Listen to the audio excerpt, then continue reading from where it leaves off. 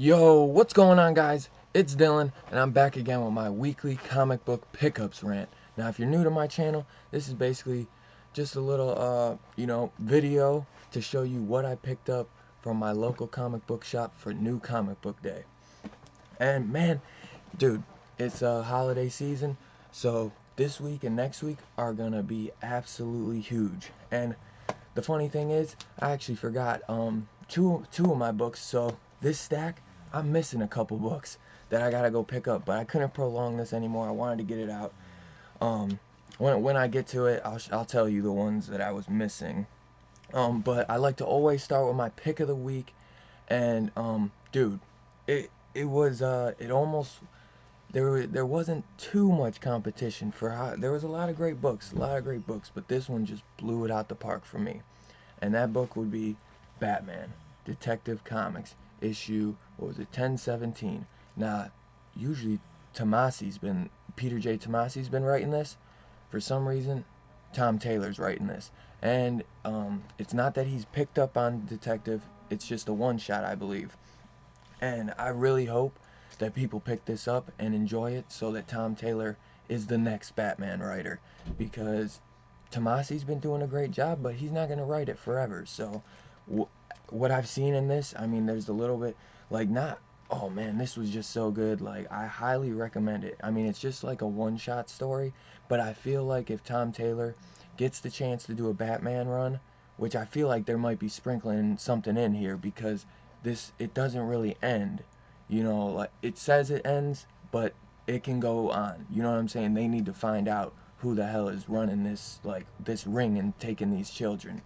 But dude, this, it's all about like this foundation that Wayne runs, or Bruce Wayne has in his name, and the children are coming up missing. And Batman, he's gonna figure out what happens. And there's some stuff in the beginning with flashbacks with his mom, and her talking about that these children in these homes, they need to be cared for and they need to be loved. They need to be showed that someone cares for them. And it just goes full circle, and I just absolutely love this. Like, Tom Taylor can do no wrong in my book. um Next, we got the Dollhouse Family, issue 2. Now, this was a better issue. I think I probably enjoyed this issue better than the first issue, but I still like Basket Full of Heads better. I still like Basket Full of Heads better. That's my opinion. It's definitely a cool story. It takes place like back and forth from like 1983 London and then 1826 Dublin. So I mean, it was a cool story. I mean, what happened in the first issue, the ending, was what really was like, oh my god. Like when I mean, that was last week. That was the first issue, so I can go spoilers. I mean, when that little girl takes that hammer to her father's head, holy crap. Um, yeah, I mean, I'm in for this. I'm definitely in for it. It's only 6 issues, so there's no doubt. And Lolo Woods comes out next week, and then Basketful of Heads 3, so I cannot wait. Um, the craziest thing, Wonder Twins issue 10. I wish I could talk about this, but I can't. You know why?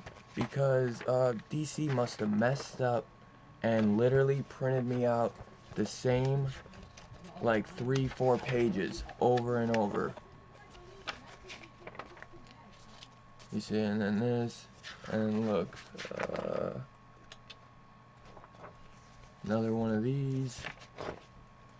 Same page right there. It's just, I don't want to waste time with that, but literally the same 4 pages just over and over in this book. So I couldn't even get to read it. As I was like reading it, and I'm like, what the hell is going on? And that makes me wary, because I think that maybe there's another book that I've read before, and I got like, I know I read a book recently and there was like the 2 same pages. You know what? That might have been Spawn. That might have been Spawn.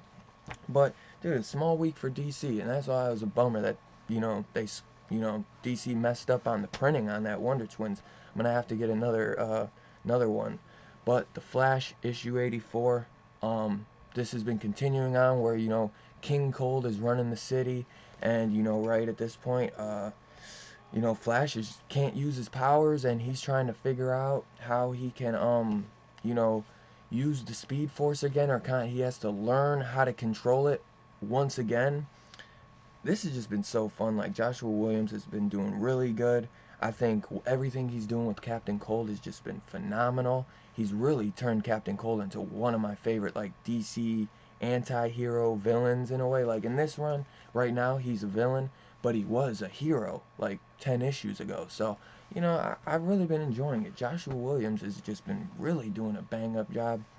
You know, I say it every time an issue comes out, like 84 issues, and the man still has not put out one bad issue. Not in my opinion. I mean, he's had some okay issues, but nothing like horrible or horrendous. Let's get into some indie titles.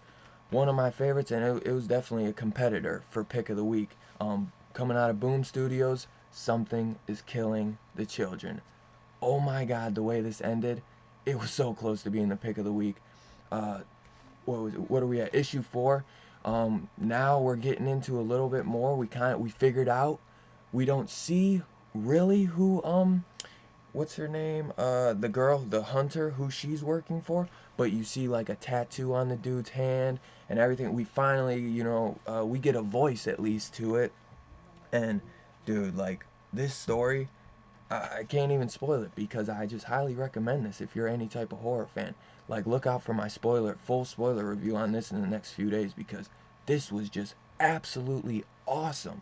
Like, the way it ended, I'm like, total cliffhanger ending. And issue 5 shaping up to be something amazing. Like, wow. Wow, man. This is James Tynion and Werther Deladera and Miguel Muerto. All three of these guys are just doing their thing. Like, this book comes together as one, and it's just fantastic. Next, we got another big one coming out of Image, Undiscovered Country issue 2. Ended up picking up this little variant. Really cool. I almost would have picked up both covers. But we get, you know, we continue on where we left off, and it looks like that Dr. Sam Elgin guy is like, you know, Uncle Sam. It looks like he definitely is Uncle Sam, and we finally meet the Destiny Man. And dude, he is just a creepy, cool looking dude. Like, there's some really cool artwork in this. Really cool artwork. Like, even if you didn't like the writing, the artwork is just phenomenal. But I like the writing. I think it's cool. It's a bit, this issue was a little, back and forth. I honestly think I should read this one again.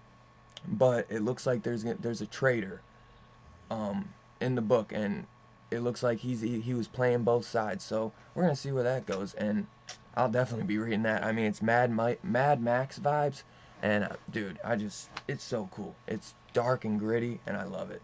Man, another great indie comic, Comics Ahoy. Second Coming, coming out of Comics Ahoy, issue 5. Man, this was like, every time it comes out, I'm like, yeah, man, like, every issue has been fantastic. And dude, this has just been it's so zany in a way, but it's so funny. Like, who is it, Mark Russell? He's just, dude, the writing on this is just crazy. Like, he's doing such a good job. Like, I just been having a lot of fun with this. Like, no joke. Like, really, like, this book can go so wrong so quickly, and he's just been doing a great job. Like, the artwork is really good in it too. But let's get into, we got a couple Dollar Comics and some True Believers. Dollar Comics, Tale of Teen Titans, The Judas Contract, Book 4 finale.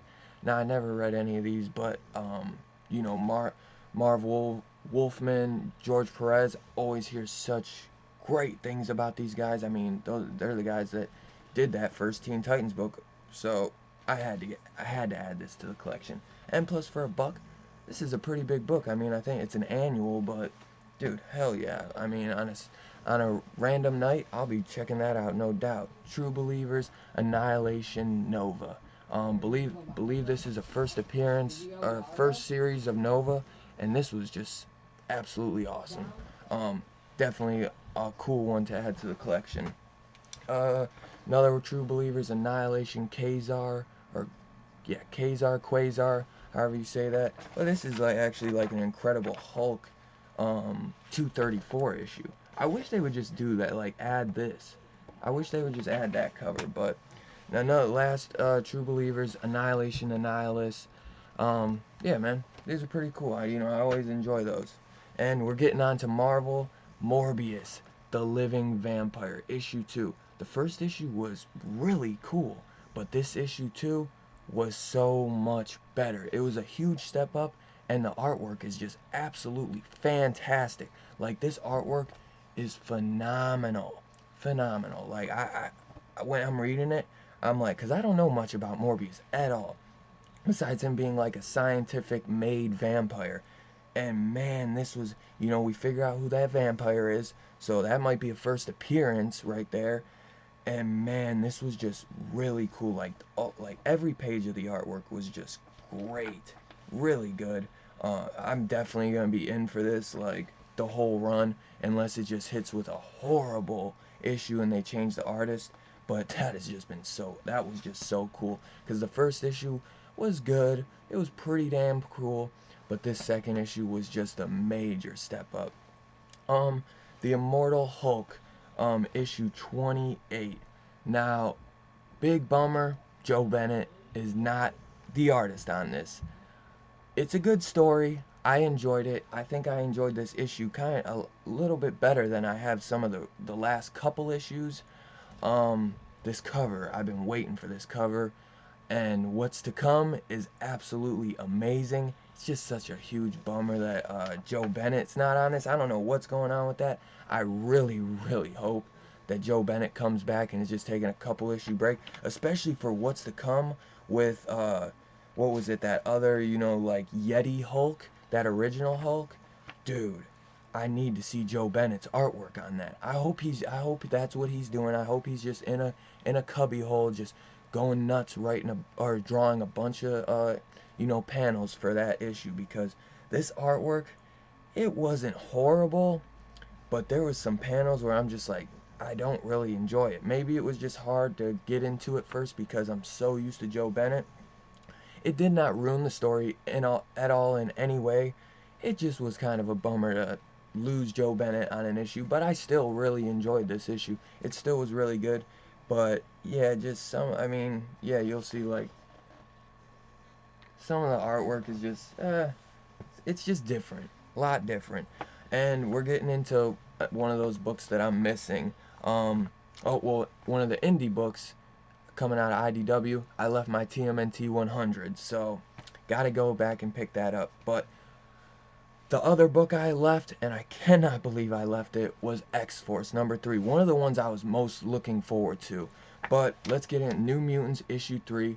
This was another great issue. This issue actually doesn't really, it's not about the New Mutants that were in space. This is kind of a different, this is about a different team. Armor, Glob, Sage, Boom Boom, Maxine, and Manon. And dude, I love Glob. Glob is so cool. And this was an awesome issue. New Mutants is staying up on one of my favorites. Definitely one of my favorites. I cannot wait. I have to go back to my comic shop and get that X-Force. I'm so bummed about that, but I couldn't keep prolonging it. I had to read these. Because it's a bummer, because it goes New Mutants, X-Force, and then Fallen Angels for the order. But this was just so much fun. They end up, that team I told you about, they end up going to try to recruit some of these mutants that haven't come to Krakoa, that haven't come home, because they're wondering, they're like, why wouldn't anyone want to come? Like, why? There's probably still mutants that might not know what's going on. We need to let them know that there's a home for them now. So they get into some of that, and a lot of cool things happen, and I'm just really excited for that. New Mutants, like the issue 1, I was about to drop it, depending on how issue 2 was. Dude, it's jumped up to one of my favorites. Like, I'd say Marauders is my favorite, X-Force, and then New Mutants. X-Force and New Mutants are pretty close though, but this is another one that is really good, and that is Fallen Angels issue 3. This was a great issue. I really enjoyed this. It was kind of a short one, really action-packed. Beautiful cover, as you can see. Beautiful artwork. Brian Hill, not really wordy in this one, but it takes place exactly where it left off in issue 2 with that I forget what it was called, that machine or whatever. It was like a machine of Apoth or something that was trying to kill him. Basically this, almost looking like one of those Star Wars probe droids. Damn, that's gonna. I think they're called the probes or whatever.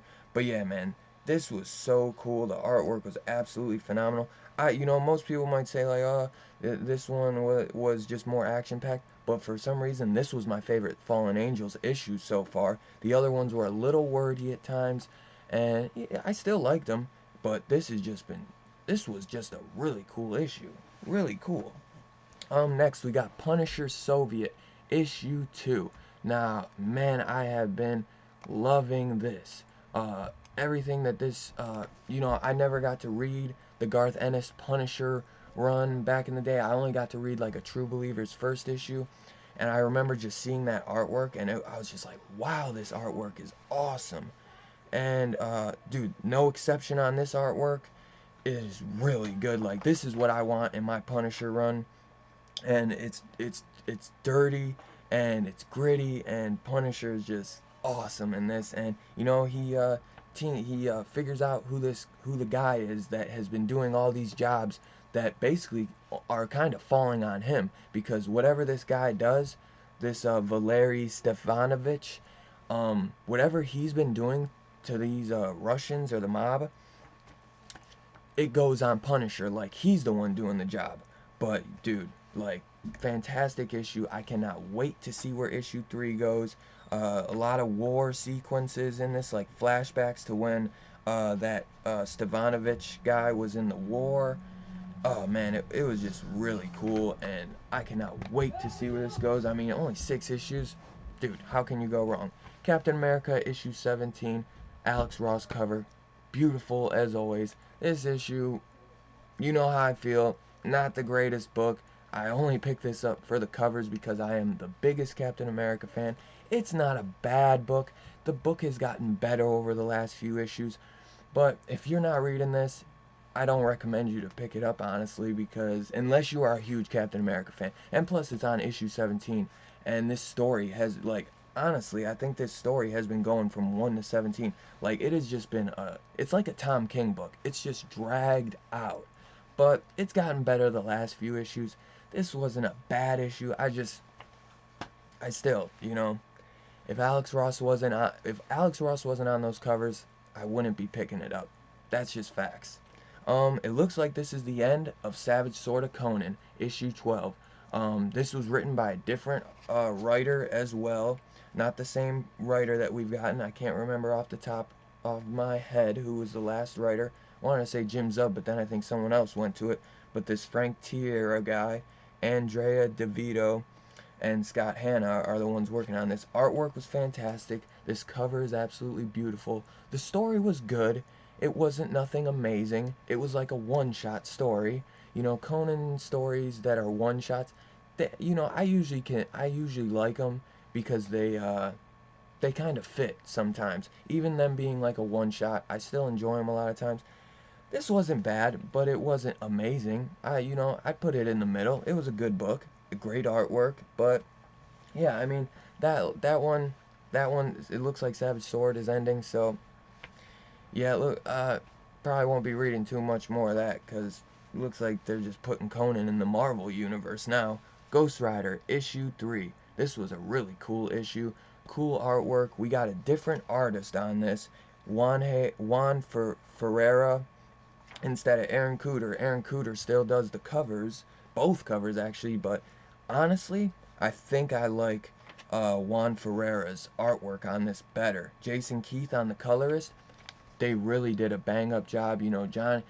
Danny Ketch is kind of figuring out what he's gonna do because he doesn't have the spirit of vengeance no more, and Johnny is still hunting down demons that have escaped from hell. So dude, this story has just been really cool. Next, we got Friendly Neighborhood Spider-Man issue 14. Tom Taylor, killing it as always. This was more of like a one-shot issue. It's kind of funny. It seems like we get a lot of one-shot issues this week. But this really just focuses around like Peter needing to be there for May when she goes into surgery and gets put to sleep, and he tells her that he will be there when she wakes up. So when he has to sit at the hospital for overnight and a lot of things in the city are going crazy, what's he gonna do? He's of course going to leave and try to save the day, but he has to make sure he's back. And just some of the some of the coolest things happen in this. It doesn't go at all how you expect. Tom Taylor rarely does, but dude, like what he did and how he has the superheroes interact with Spider-Man, wow, that was just amazing. Absolutely amazing. Superheroes helping superheroes. And getting close to the end, Miles Morales, Spider-Man issue 13. This was a good issue. Nothing crazy. This Miles Morales run has been pretty good. It's had its ups and downs.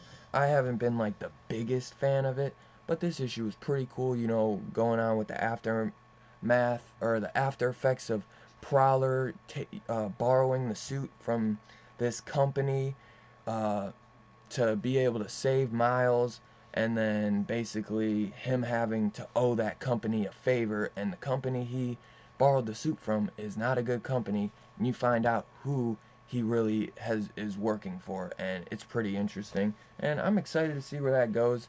But like Miles Morales Spider-Man, it hasn't been my favorite. I'd say probably Friendly Neighborhood Spider-Man is my favorite, but Miles Morales Spider-Man definitely been a good run.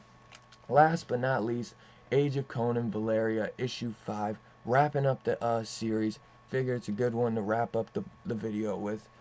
Last issue out of the 5-issue miniseries, and we finally figured out what happened with Valeria's brother. And I can gladly say I'm probably done picking up these Age of Conan side stories. Not that I didn't enjoy them. I actually did really enjoy this. Meredith Finch did a great job. It's just the money, you know what I mean? The stories aren't that big, and I'm mainly a Conan fan. The Baylet one was pretty cool because it kind of tied in to Conan because that was like his woman at one point. But yeah, man, it was a good wrap up, and I did enjoy it. I enjoyed how it wrapped up, and Meredith Finch did like a one shot of Savage Sword of Conan. That was one of the best like issues out of that run. So yeah, I was definitely down to pick this up when I heard her name, and all 5 issues weren't bad. It had, it probably could have been a 3-issue miniseries though, in my opinion. But that's it for my weekly comic book pickups, guys. Let me know in the comments down below what you guys picked up. If there was anything I missed, like I said, obviously I missed X-Force and TMNT, but I left those at my store, and I'll definitely be picking those up later today, if not tomorrow or something, because I definitely got to get my spoiler review for those 3 X-Men issues. But next week is looking huge, guys, so be on the lookout. Next week is going to be a great week for comics, and if you guys wouldn't mind hitting that like button on your way out, hitting the subscribe, hitting that bell notification so you get all updates on upcoming videos, and I'll catch you guys on the next one. Peace out.